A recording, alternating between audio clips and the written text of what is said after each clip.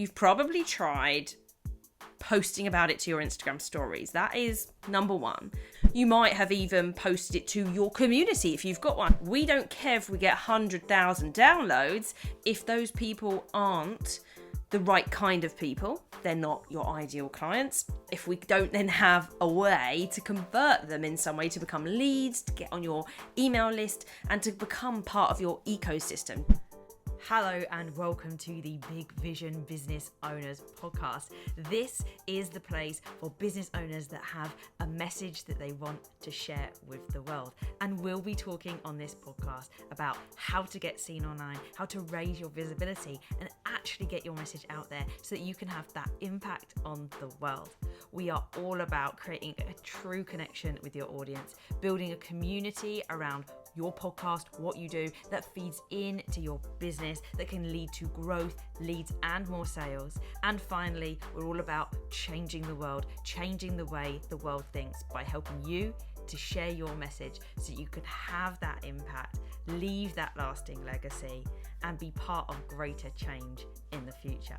And I'm your host, Chantel Dyson, who's here to do it with you along the way. I'll be sharing my expertise and experiences with being a big vision business owner, with being able to create content online the clever way, which means not having to spend hours on your phone. And together, we'll be looking at how we can raise your profile online to get your message seen and heard. And with that, let's get on with today's episode. Hello and welcome to another episode of Big Vision Business Owners.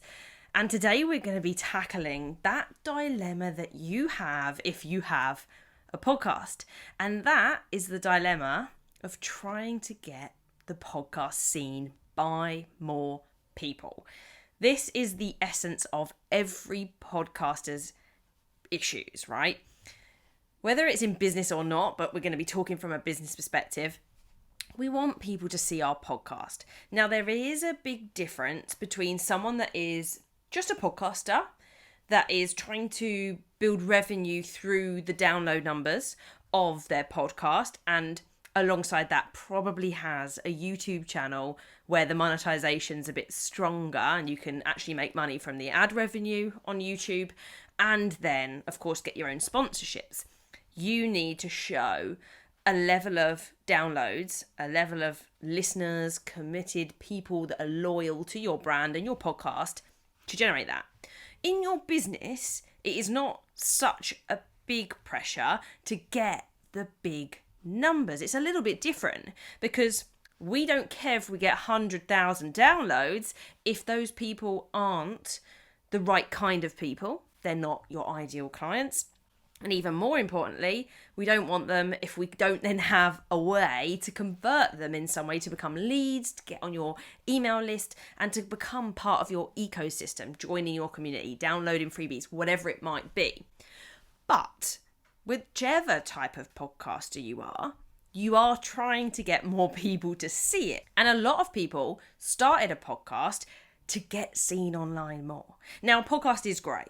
You know, recording one episode a week or however you choose to record it, batch recording, and then having all of that content to push out is miraculous. And sometimes once you've started the podcast, you realize how much work it is and go, how am I going to repurpose it? Or how do I keep all of this editing up and actually get it all pushed out? Because there's actually so much content and I'm not doing enough with it. I've got it all, but it's not actually being used.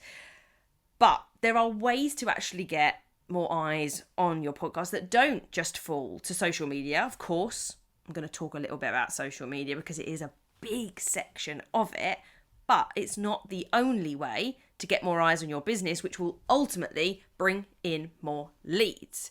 Now, I can bet that any of you that are there as a business owner with a podcast have been looking at the downloads going, right, okay, well, you know, I'm consistently getting something in the 10s, 20s, 30s, maybe even up to 100, but I'd quite like a few more downloads, even just double the amount, because if I could have double the amount, then I'd have double the amount of leads coming through. Now that I've thought about what freebies I've put there, what links I'm putting out, it would be great if I could actually increase that a little bit and get more people looking at my podcast.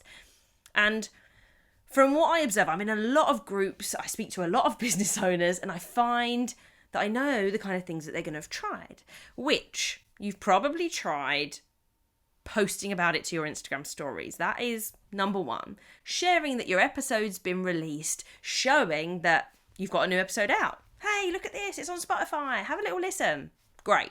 You might have even posted it to your community if you've got one. Hey, got a podcast, just another one this week and it's on that. It's called this. Take a listen. Lovely. You might even have gone into some other groups and posted about it. I read a few posts in those groups where people are like, I've tried to get my podcast seen, and I've inquired and said, well, what have you done to try and get it seen? And they've gone, oh, well, post it to my socials, post it to my Facebook profile, and I've posted it in, Facebook groups, podcasting Facebook groups, here's my new podcast. The people promoting their podcasts in here's my podcast groups are people that have podcasts, not necessarily your ideal clients. So we need to be very clever about what we're doing to try and get eyes on your podcast. And there are two elements to this.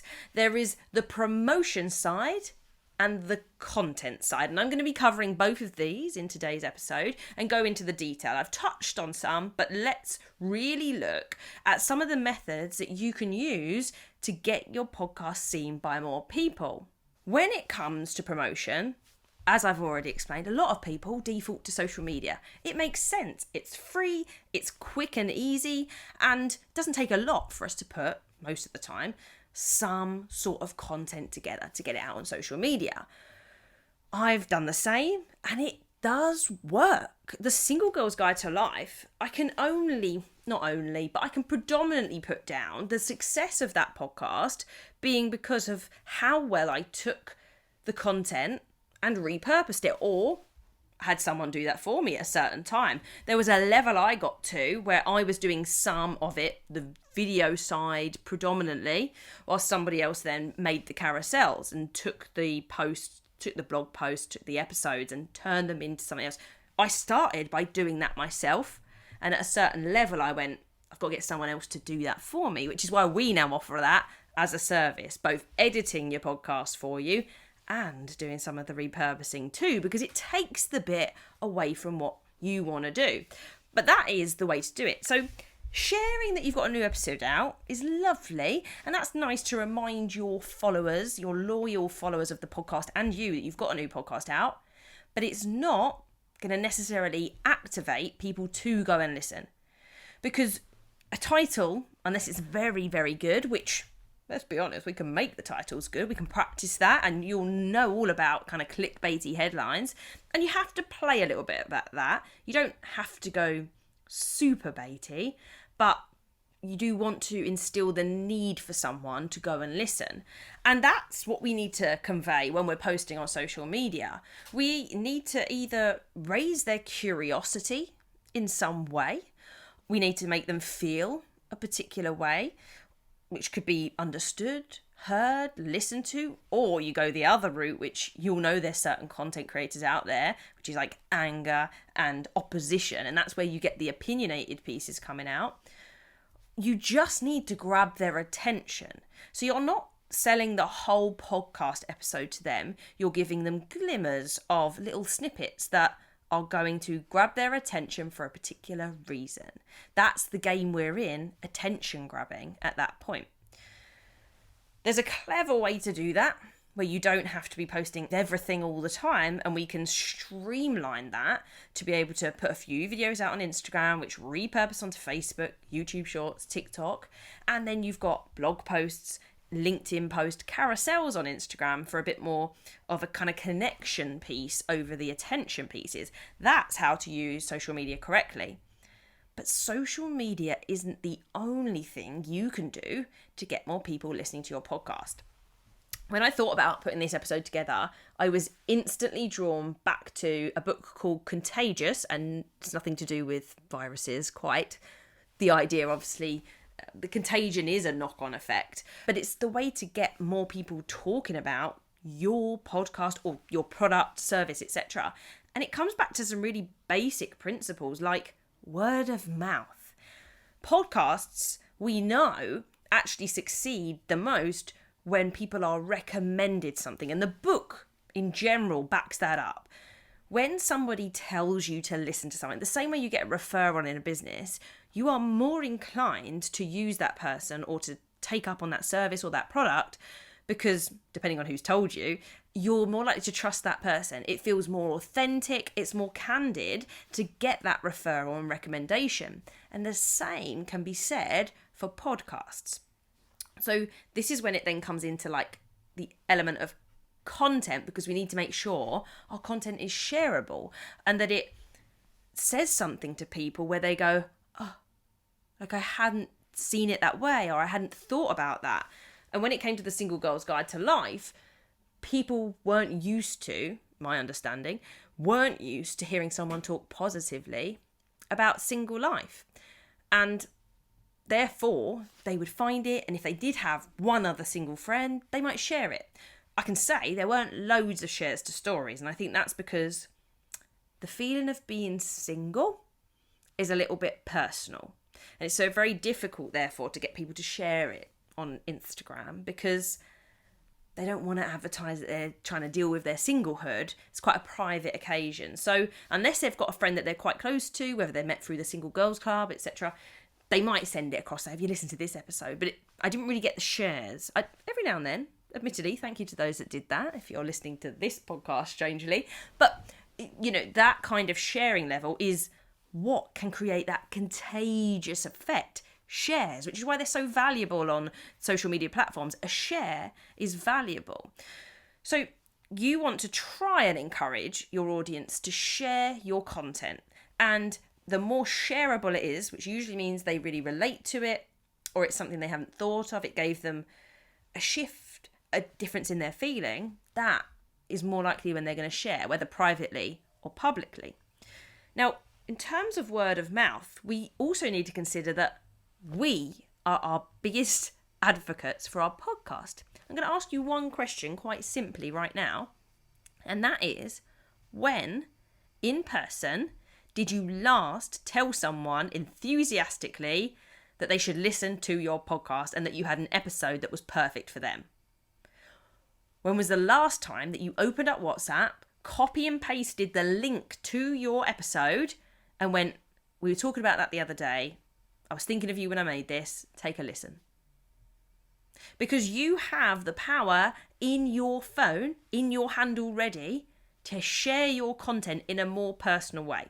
Now, this method is not superbly sustainable all the time. Like if you're getting thousands of downloads on your podcast, you're not going to want to WhatsApp message them all. But in the early stages, actually, if you have had conversation with people that have made you go, I really want to make an episode on that and address that problem. Or you might even in the Facebook groups have been answering something.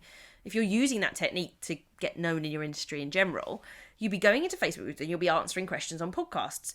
Well, if that's not inspiration for your podcast topics, I don't know what is, because that's one of the easiest ones. So all you do is take that and then bring it back to an episode.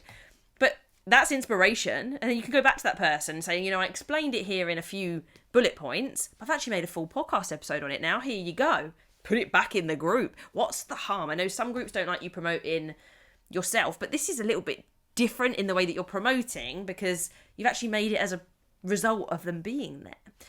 Check with the group, always. But when you've had that conversation with someone and they've been the inspiration, what chance do you think that you have of getting them to listen to it?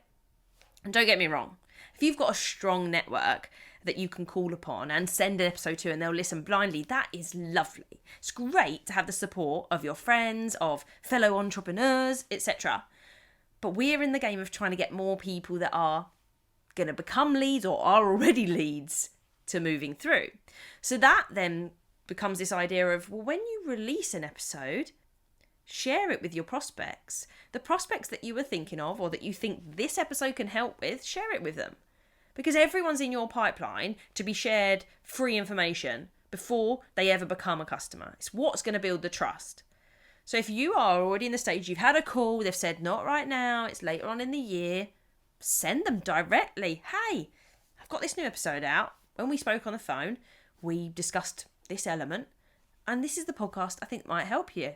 Let me know what you think of the episode, and whilst we're here, How are you getting on with XYZ? Use it as a check-in. Use it as a conversation starter. At the worst, they ignore it. At the best, they listen to it. And even better than that, they listen to it and reply to you, and you get a conversation going. And it's not false. We're not doing this I'm going to send it to everyone on my list. We're going to do it in a way that we're sending the right kind of episodes to people that would be interested in it. And doing it that way, very directly. As I say, this is not a scalable approach. This is an early stage. I want to get more listeners on my podcast. Now, the version of that, if you are already at a high level, is the old email list. Every single week on the Single Girl's Guide to Life, bar a few, did I send out the episode via email. And you can't see directly what that would have done. I probably could go back and see what clicks there were. But ultimately, there are going to be more that listened through their own accord, but it just jogs their memory. You become a reminder. The same way putting it on your stories works in that effect. And if you've reminded them on stories, and maybe you've done a poster grid, and maybe you've put it on your Facebook profile, and you've emailed them, there are 4 chances that they've seen it and think of it all at slightly different times. So even if they have happened to forget it on Thursday morning when it's released, maybe they'll see it the next day when you posted it to your stories or when you sent an email about it. It's just that reminder that gets it there. Now, when it comes to the other side of the content, no matter how many people you email, no matter how many times you post to social media, no matter how many times you just say, please can you listen to my podcast so it'll get a few more downloads, if the content isn't good enough, people aren't going to continue to stay listening. One of the ways that you can keep increasing your downloads is to get people to follow, and not just follow because they're clicking follow to click follow's sake, but because they genuinely want to listen to what you've got to come next. And there's a few ways to make sure that your content is great enough. Some people call it bingeable, where they want to just keep listening to the next ones. So your content has got to be worth listening to. And I've already touched on the fact that when we send it out, we need to get their attention. And to get their attention and then to follow that up with the content, we need to do a few things. And in our business, it's going to be, to some degree, solving a problem for somebody. We're giving them enough information where we can share our experiences of what we went through when we had the same problem. So then there's a relatability piece, but also providing potential solutions of what to do, of how you solved it, of what you did. And so things that they can literally take away and apply themselves or think about and reflect for in their situation are going to be helpful. And that's in this situation when I'm talking about podcasts and versus when I'm talking about single life, my experiences, what I did, the processes. But that's the kind of potential value that people are going to be looking for. And if it isn't solving a problem, then it's going to be the feeling that you instill in people. So I've already mentioned a relatability piece. I feel seen, heard, understood. But a lot of people listen to podcasts for entertainment. Now, we're not necessarily in the game of entertainment. You can still be entertaining whilst you present, of course. You want to have dynamics in your voice. You want to have little ways of presenting. I use my hands. I've suddenly started using my hands like a lot more now that I'm focusing on this bit. But as a teacher of 8 years, I'm used to making maths interesting and being a little bit entertaining. I'm not a funny person by trade, so don't start thinking that I am. But it's got to be dynamic enough for people to want to listen. And the podcasts that do the absolute best in this industry overall are the entertaining ones. They're the funny ones, the comedy ones. But that is a numbers game. It's very different to business where you're trying to use it as part of your lead generation process. But the more interesting and entertaining you can make it, the better. And that comes down to having a little bit of personality. And it doesn't mean you have to be like me. I can imagine that sometimes you listen, you're like, but I'm just not like that. I'm not as bubbly, if that's a word that gets used to describe me maybe, or oh, you're so engaging to listen to. I get that. But there are ways to develop your technique as a speaker that are still within your realm. We always used to say in teaching, you can only really teach within 10% of your personality style. We can't change you as a person. And I'm quite dynamic. I'm quite quick in the way that I talk, to quite an intellectual level, sometimes quite long sentences. Like, that's going to only attract a certain group of people most of the time. And you will be the same, whatever your style is. And that is what will bring the intrigue or the entertainment in your version. Because my entertainment is bold and bubbly, whereas other people's entertainment is calm, soft, and people enjoy that kind of style even more. But I try and present in a way that's very authentic to me. You can see I could channel it, but I don't want to have to present like that every week because it's not aligned to me, and it comes back to that authenticity. So you've got personality, authenticity, and then storytelling. We like to be able to tell stories. I've not told any specific stories in this episode. There's a time and a place for stories to creep in. And I'm becoming very well aware of the time that my podcast episodes take. So I'm trying to keep them succinct, and we're getting towards the end of time. So a story in this episode doesn't make sense. I feel like I've given you a lot of information, practical ideas to go away and think about, and a story doesn't really fit.